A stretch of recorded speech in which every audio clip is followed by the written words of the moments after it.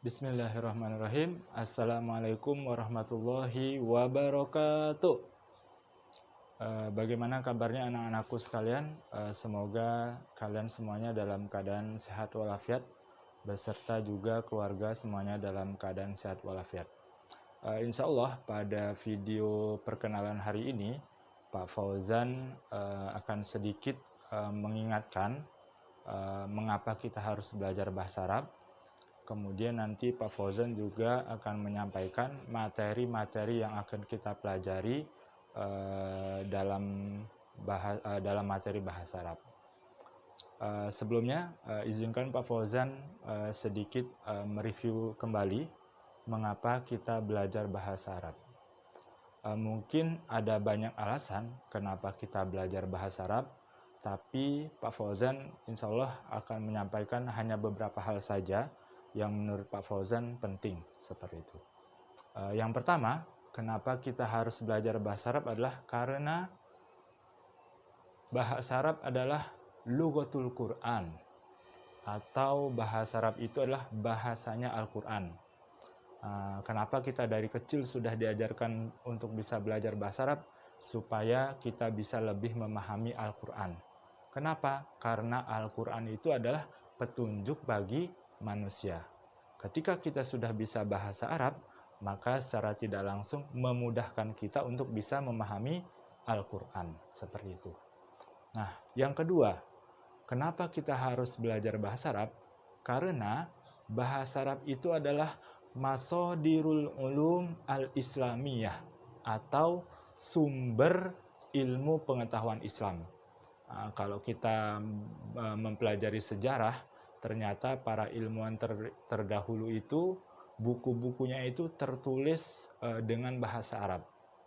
Ya, makanya secara tidak langsung ketika kita belajar bahasa Arab, kita bisa belajar kembali ilmu-ilmu yang dulu sudah dipelajari oleh ilmuwan Muslim seperti itu.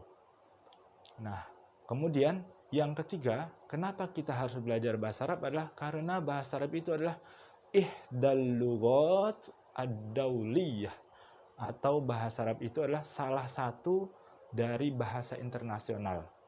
Nah, ketika bahasa Arab dia termasuk salah satu bahasa internasional, maka bahasa Arab itu memudahkan kita ketika kita bepergian ke luar negeri. Karena seperti kita ketahui, bahasa internasional yang lain itu adalah bahasa Inggris, kemudian bahasa Mandarin mungkin. Bahasa Arab juga termasuk dari salah satu bahasa internasional.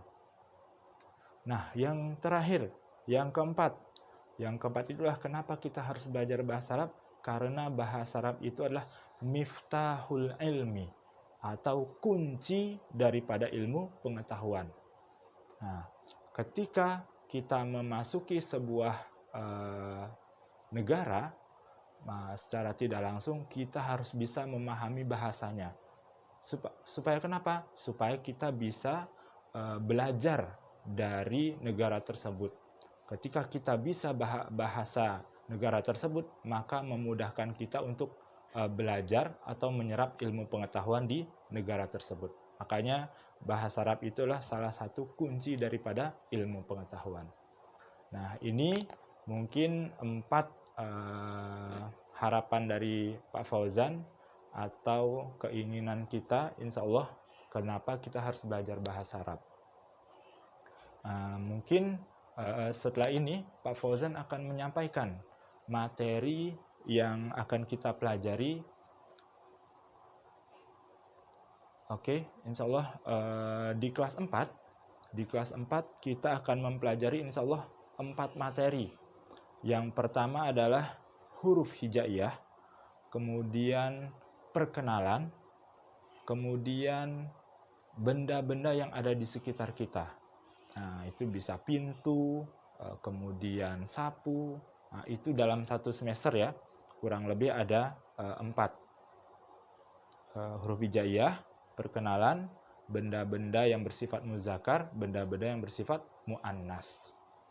Nah, kemudian di kelas 5 kita akan mempelajari tentang anggota tubuh, kemudian anggota keluarga, kemudian berbagai macam profesi, dan yang terakhir adalah kata sambung atau huruful jar.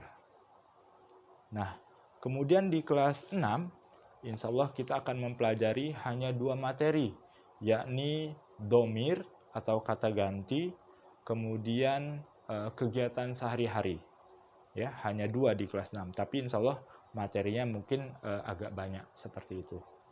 Ya, mudah-mudahan alasan kenapa kita harus belajar bahasa Arab bisa kita pahami, bisa kita cermati, sehingga menimbulkan semangat yang lebih besar untuk belajar bahasa Arab. Mungkin ini saja yang bisa Pak Fauzan sampaikan. Kurang lebihnya Pak Fauzan mohon maaf. Assalamualaikum warahmatullahi wabarakatuh.